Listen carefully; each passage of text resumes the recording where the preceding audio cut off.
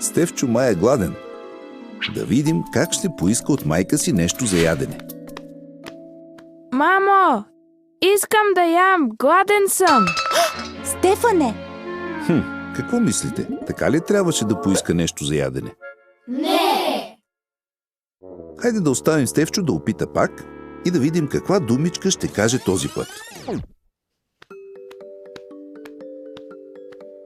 Мамо, ще ми дадеш ли, моля те, нещо за ядене? Да, миличък, ще ти направя най-хубавия сандвич на света. Така е по-добре. Думичката моля е много важна. Дори Яхова я казва. А сега, като получи каквото искаше, какво трябва да кажеш? Благодаря ти, мамо. Браво! Винаги трябва да казваш моля и благодаря. И не забравяй да благодариш на Яхова.